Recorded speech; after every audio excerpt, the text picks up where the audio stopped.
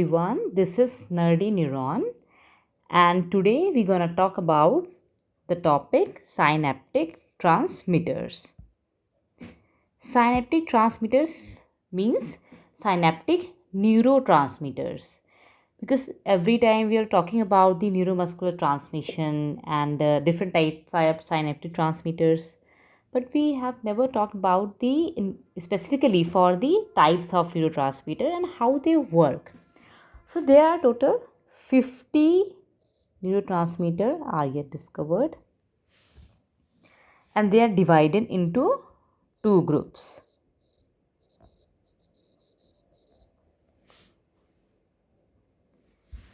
One is a small molecule but rapidly acting.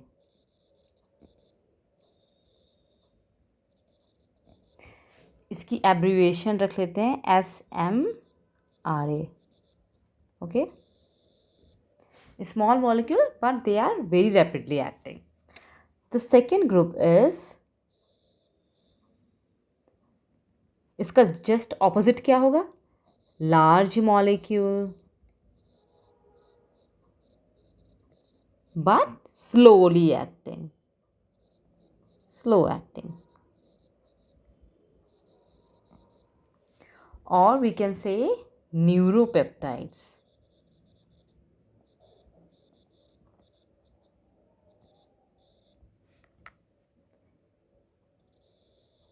They have some differentiating features also.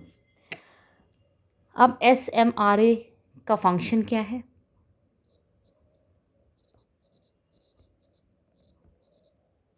Function: acute responses of nervous system. Acute responses जैसे transmission of sensory signal. कोई भी sensory signal है जो कहाँ तक जा रहा है? ब्रेन को जा रहा है, और फिर motor response back to the motor signal back to muscles. So these are responsible for the acute changes. If we talk about the examples or function of large molecules so slowly acting, which are neuropeptides, so they meant for long term opening or closure. I'm giving you an example. Or closure of certain ions or ion channels. Example, calcium channels. तो ये responsible होते हैं, या तो calcium channel there तक open रहेगा या देर तक क्लोज रहेगा, because they are responsible for the long term changes in number of synapses. So what else they can do? They can do activation and deactivation of specific genes in cell nucleus, and they work for days or months or year. So this is the basic difference. See, acute changes and here the kind of chronic changes. Okay,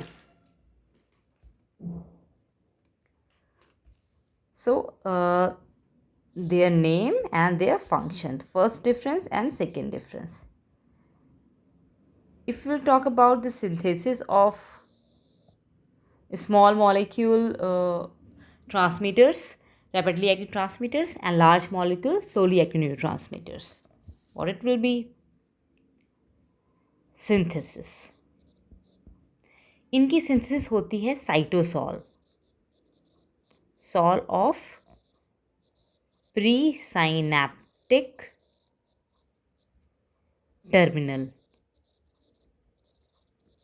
cytosol जो होता है presynaptic terminal का, like this is the synaptic transmission system, वहाँ पर क्या कहते हैं, cytosol में ये बनता है. उसके बाद ये एब्जॉर्ब हो जाता है, it will absorbed by means of active transport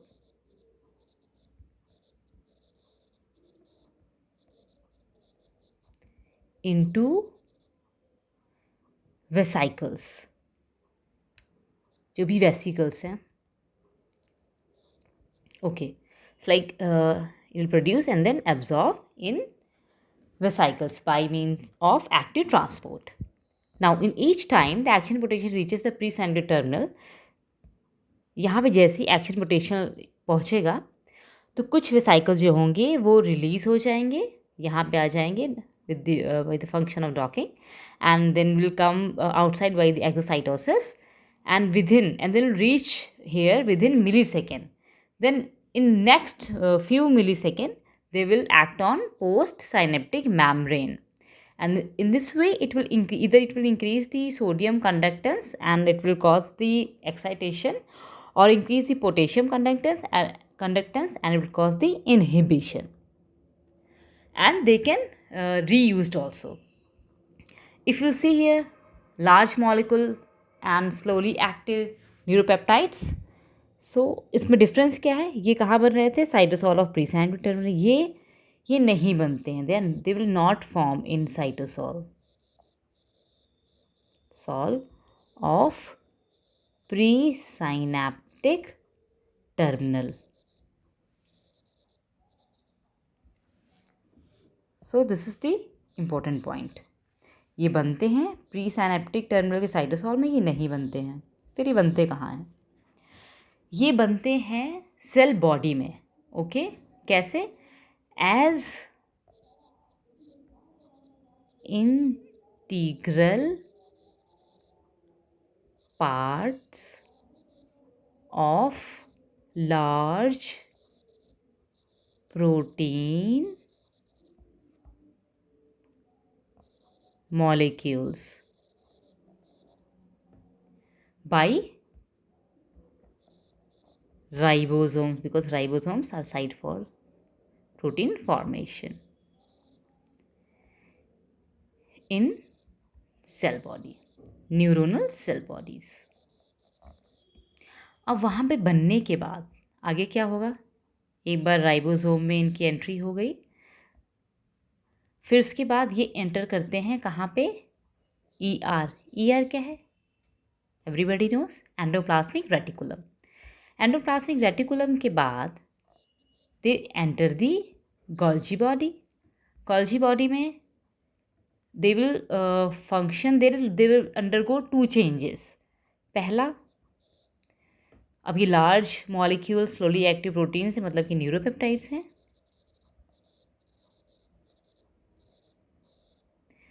neuropeptide forming proteins जो ऊपर बने थे, जो प्रोटीन ऊपर बन गए थे एंडोप्लाज्मिक राइबोसोम में, देन एंडोप्लाज्मिक रेटिकुलम से they travel into the Golgi body. ये एंजाइमेटिकली स्प्लिट हो जाते हैं कुछ स्मॉलर फ्रेगमेंट्स में, या तो इटसेल्फ न्यूरोपेप्टाइड्स बन जाएंगे, या फिर दूसरा फॉर्म क्या हो सकता है इसके, प्रिकर्सर मतलब न्यूरोपेप्टाइड प्रिकर्सर बन जाएंगे. प्रिकर्सर. दूसरा क्या फंक्शन होता है? गोल्गी बॉडी का एक बहुत इंपॉर्टेंट फंक्शन है पैकेजिंग का. तो it will do the packaging, it will pack these neuropeptides into a transmitter vesicle. Vesicles में ये इसको पैक कर देंगे. फिर ये रिलीज़ होंगे वेसाइकल में पैक्ड होके, they will release into the cytoplasm. Cytoplasm में रिलीज हो जाएंगे. फिर क्या होगा? ये एक्सोनल स्ट्रीमिंग सुना होगा. एक्सोनल मतलब वो ट्रैवल करेंगे अब धीरे धीरे, यहाँ सेल बॉडी में बन गए, देन एक्सोनल स्ट्रीमिंग से they will travel. So next is axonal streaming. Axonal streaming के through now they will travel with a very slow rate of few centimetre per day. few centimetre per day की speed से they will travel in the axoplasm. Then released at neuronal terminal in response to action potential in the same manner as the small molecule neurotransmitter were doing. जैसे action potential आया था फिर वो release हो गया था. ठीक है, बट अब यहाँ पर डिफरेंस क्या है? ये वेसिकल्स ऑटोलाइज्ड हो जाते हैं। ये जो वेसिकल्स आएंगे दे विल ऑटोलाइज्ड, ऑटोलाइज हो जाती है इनकी। तो जैसे एसिटाइलकोलिन रीयूज हो रहा था, दे will not at all reused. अब क्या कारण हो सकता है, ये क्यों नहीं रीयूज होते? इसलिए क्योंकि ये 1000 टाइम्स ज़्यादा पोटेंट है। किससे?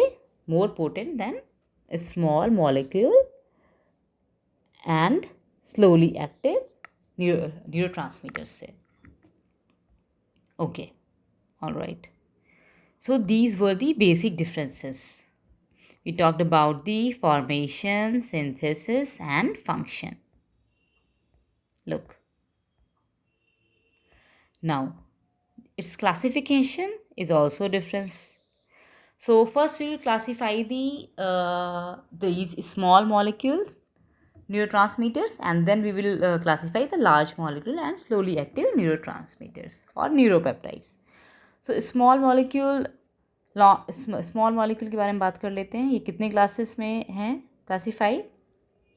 Small molecule slowly acting and टी इज न्यूरोट्रांसमीटर्स। तो ये क्लासीफाई की 4 क्लासेस होती हैं। Class 1, class 2, class 3 and class 4। तो basically they are divided on the basis of their molecular structure, कि वो अमीन्स हैं, अमाइनो एसिड्स हैं और एसिटाइलकोलिन है। सो फर्स्ट में आता है एसिटाइलकोलिन ACH। सेकेंड में आते हैं अमाइंस। अमाइंस के example everybody knows, norepinephrine है, एपिनेफ्रिन होता है, dopamine, serotonin and histamine. Third is amino acids. जितने भी अमाइनो एसिड्स के आप नाम जानते हैं, like GABA, glycine, glutamate and aspartate.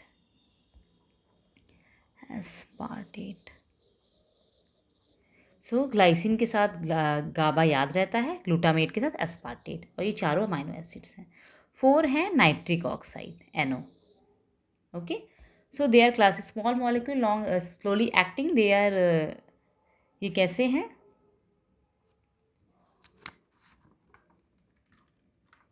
Sorry, this is wrong. These are small and they are rapidly acting. Okay, now next classification is for the neuropeptides.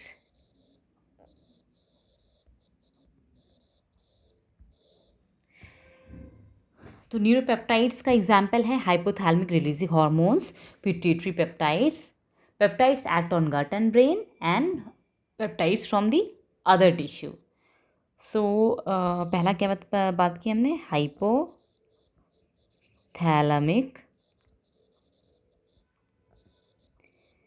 Releasing, RH लिख लेते हैं, रिलीजिंग हार्मोन। ओके, तो ये कौन कौन से हो सकते हैं? ये हो सकता है TRH, that is thyrotropin releasing hormone, LHRH, luteinizing hormone releasing hormone, and third is somatostatin. Now second is pituitary. We are talking about the neuropeptides, pituitary peptides. All the pituitary hormones like ACTH, prolactin, ये सब न्यूरोपेप्टाइड्स हैं। LH, thyrotropin, then growth hormone, vasopressin and oxytocin. These are all the pituitary peptides. Now that peptides which act on gut या फिर brain में जो act करते हैं, वो न्यूरोपेप्टाइड्स कौन कौन से होते हैं? Leucine enkephalin, second is methionine, केवल अमाइनो एसिड चेंज है, methionine, enkephalin, gastrin, CCK, substance P, and there are lot more also. फिर एक और कैटेगरी है कौन सी, from other tissue, from other tissue से एंजियोटेंसिन 2 को जान लेते हैं और ब्रेडिकाइनिन, एक और नाम है जिसे कहते हैं कार्नोसिन, ये नया नाम है। सो हम कितने सारे न्यूरोट्रांसमीटर्स के बारे में पढ़ चुके हैं। मेनली हमें क्या याद रहता है, एसिटाइलकोलिन याद रहता है, but these all are neurotransmitters and they are also divided into small molecule rapidly acting, large molecule slowly acting.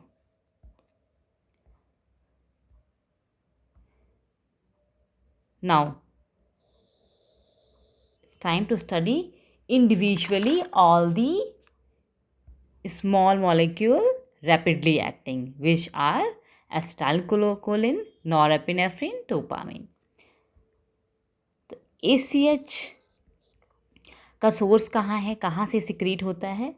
ये मेनली सिक्रीट होता है जो लार्ज पिरामिडल सेल्स होते हैं मोटर कॉर्टेक्स के, large pyramidal cell of motor cortex, basal ganglia के neurons,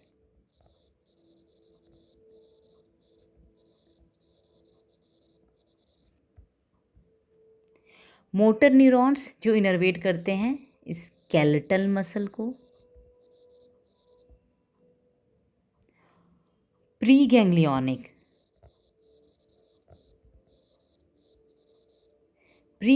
neurons of autonomic nervous system, sympathetic pre sympathetic दोनों की preganglionic nerve fibres. Now then postganglionic किसके, पैरासिम्पैथेटिक नर्वस सिस्टम के, and some post ganglionic of sympathetic nervous system also.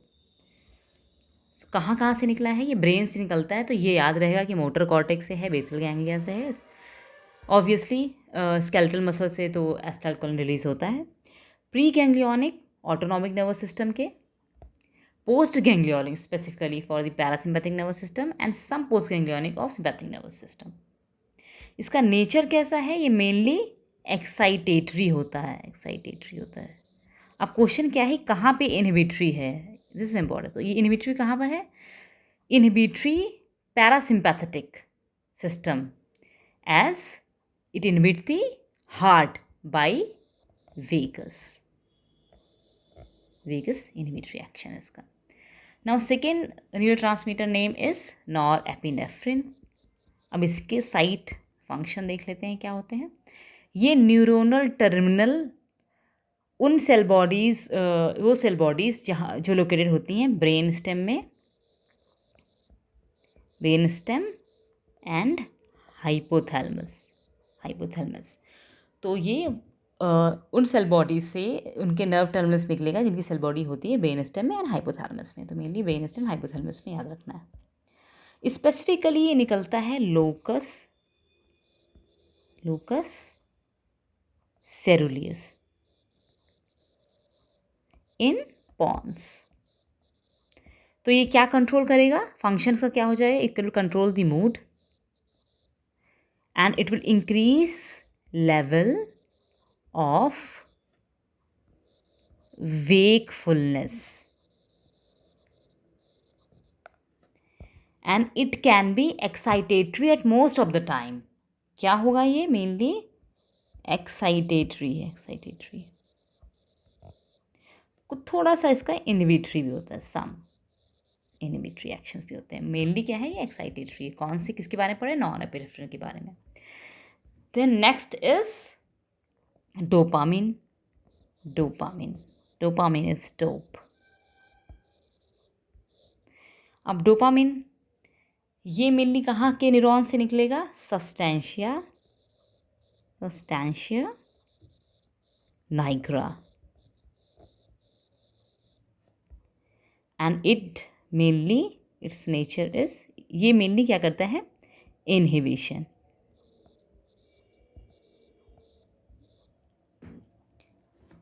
Okay, so it secreted from the neurons of substantia nigra and it does inhibition. Next is glycine. Glycine and GABA, they both are inhibitory. तो जो glycine है ये mainly निकलता है synapses in spinal cord, and it is always inhibitory. Okay, then glutamate.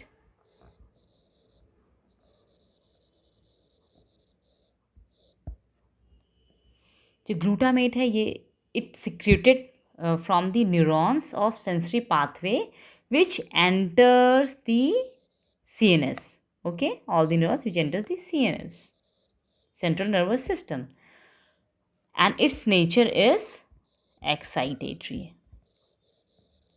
तभी तक देखा जाए तो प्योर एक्साइटेटरी जो है वो ग्लूटामेट है. Next is serotonin.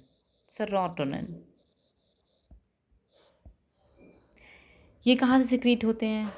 Nuclei of median raphe of brain stem. Median raphe of brain stem. अब इनके निकलते हैं तो median raphe of brain stem से है. फिर प्रोजेक्ट कहाँ करते हैं? स्पाइनल कॉर्ड में and hypothalamus.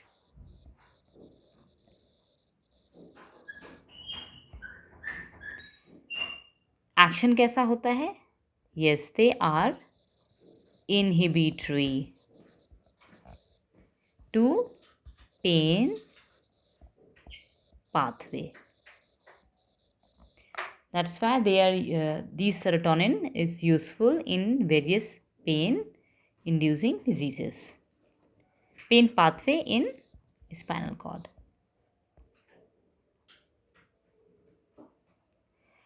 And its inhibitory action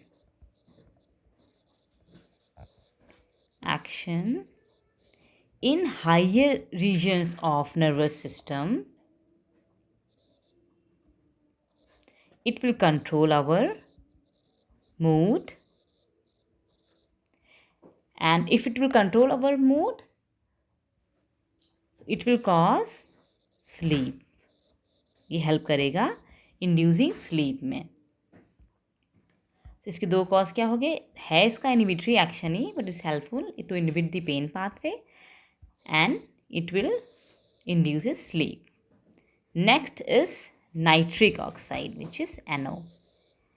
ये कहाँ से रिलीज होता है? Nerve terminal in areas of brains, and it will be responsible for long term behavior and memory. So that was all about the neurotransmitters. Its characteristics, differentiating features between the small molecule rapidly acting and large molecule slowly acting, that is neuropeptides. Now in next lecture we will be talking about the synaptic presynaptic inhibition and more important special properties of synaptic transmission like fatigue of synaptic transmission, temporal summation, occlusion, etc. Thanks for watching.